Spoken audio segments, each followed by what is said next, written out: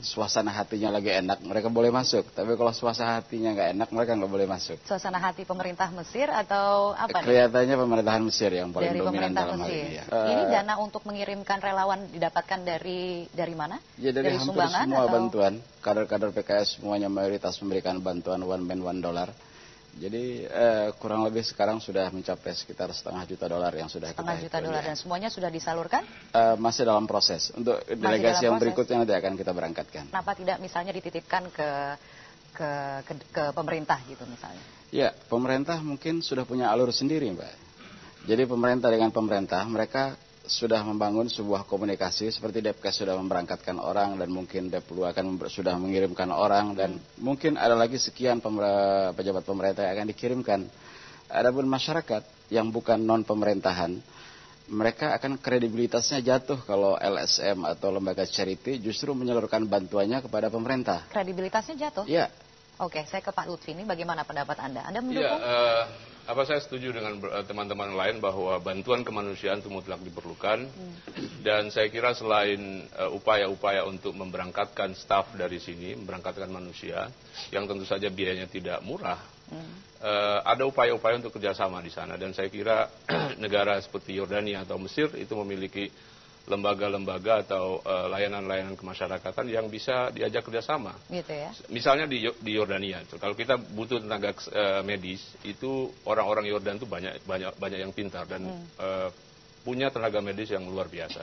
Kalau kita punya kerjasama dengan mereka, cukup mengirimkan atau mentransfer uang ke sana. Jadi uang yang seharusnya dipakai untuk biaya transportasi sebaiknya disalurkan saja dalam bentuk bantuan materi, begitu ya? Betul. Anda melihatnya seperti itu? Ya.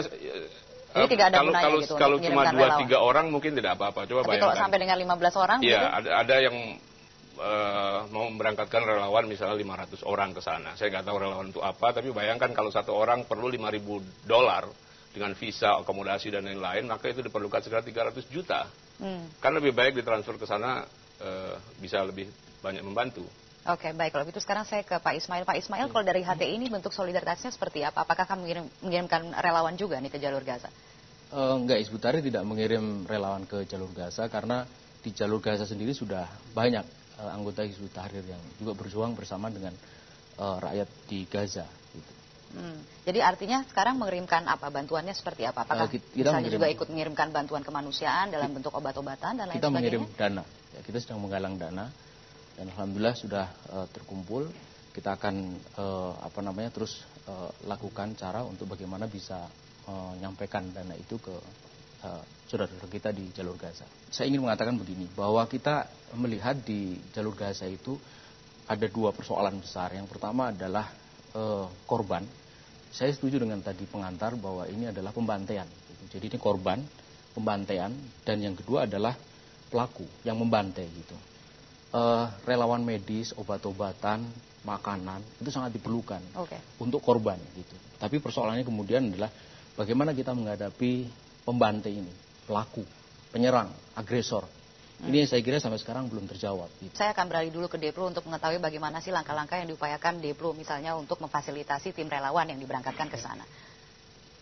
Patut dicatat ya, begitu permasalahan ini merebak, Presiden telah menyampaikan secara terbuka bahwa kita akan memberi sumbangan sejumlah $1 juta.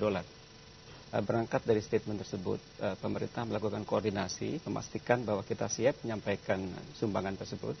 Dan diberangkatlah satu tim sebanyak 15 orang. Ada beberapa unsur di sana, diantaranya dari Mercy tadi, dari Depkes, di bawah Deplu tentunya, menyalurkan obat-obatan. Jadi kita realistis. Setelah delegasi tiba di Aman, mereka pada akhirnya menyadari bahwa untuk penyampaian bantuan ke wilayah Gaza tidak harus ada kerjasama dengan pemerintah Jordania dan memanfaatkan satu lembaga charity yang mempunyai akses ke jalur Gaza dan akses itu dibuka oleh Israel.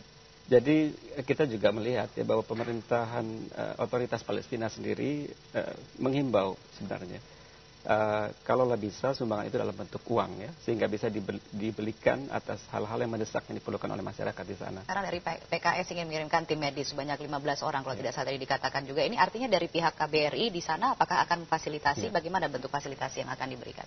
Mereka sudah berbicara dengan pemerintah Mesir yang pada intinya bagaimana relawan medis yang sudah ada di sana dapat menyumbangkan dharma baktinya.